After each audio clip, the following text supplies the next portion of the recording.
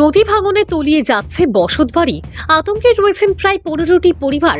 উধারগঞ্জ সমষ্টির আরকাটিপুর জিপির গোসাইপুর পাটওয়ান 7 নম্বর ওয়ার্ডে মধুরা নদীর ভাঙনে তলিয়ে যাচ্ছে কয়েকটি পরিবার। বিগত 3-4 বছর থেকে প্রায় কয়েকশো মিটার জমি সহ একটি বসতবাড়ি এই মধুরা নদীর ভাঙনে তলিয়ে গিয়েছে। বর্তমানে যদি প্রোটেকশন দেওয়া না হয় তাহলে এবার বর্ষার সময় 5 থেকে 6টি বসতবাড়ি এই নদী ভাঙনে তলিয়ে যাবে বলে আতঙ্কে রয়েছে বেশ কয়েকটি পরিবার। তাই স্থানীয় বিধায়ক সহ বিভাগীয় আধিকারিক ও আসাম সরকারের দৃষ্টি আকর্ষণ করে বলেন যে কোনো প্রকারে এই নদী ভাঙন থেকে তাদের বসতবাড়ি রক্ষা করার জন্য এদিন গ্রামবাসীদের মধ্যে উপস্থিত ছিলেন আব্দুল নূর লস্কর, আব্দুল করিম লস্কর, ইয়াসিন আলী লস্কর, আলী রাজা বড় ভূঁইয়া, আমির হোসেন বড় ভূঁইয়া, কেয়র উন্নেশা লস্কর, মমতা বেগম লস্কর, আলপনা লস্কর, শর্মা বেগম লস্কর, লতিবুন নেশা লস্কর সহ অন্যান্যরা। জিপির গোসাইপুর পাটওয়ান 8 নম্বর ওয়ার্ডর 7 নম্বর ওয়ার্ডর আমার নাম আলী রাজা বরবইয়া।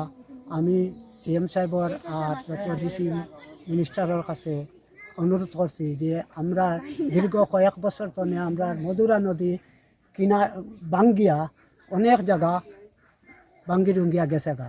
তো কয়েকবার এখানের মাঝে আমরা গড় এখানে বানানোর পরে গড়টা নদীতে গেছে গা, আর কিছুটা রয়েছে। রোয়ার পরে আমরা কিছু পিছনে সরছি, পিছনে সরার পরে আরও কয়েক বছর বাদে ইটারও দড়ি দিয়েছি, দড়িয়া ইটাও চুরমার হইয়া গেছে গা ক্ষেতর জমিনতে। এখন কিতা কর্ম একান্তকে বাঙ্গিয়া গেছে গা যখন, তখন আমরা আরও পিছিয়ে গেছি, সেটা আমরা লাস্ট সীমা।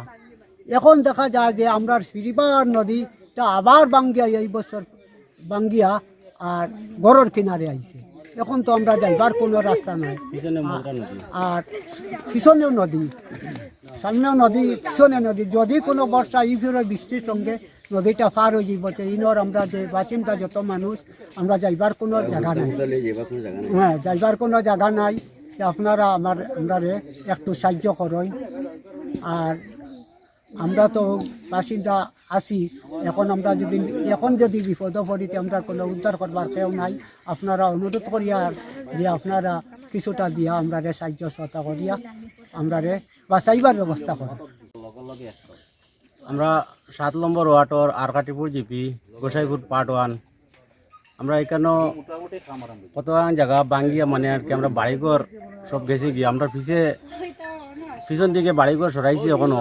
এরপরে এখনো যে হিসাবে বাঙ্গা জুরু করছে দেখা যায় এই বছর বারিশা আইলে মানে আমরা টাকার মানে কোনো ইয়ে নাই, খুব বেহালত মানে বাঙ্গা বাঙ্গের এখনো। আমরা বয়ে মানে আর কি পিছন দিকে বাড়ি সরাইছি।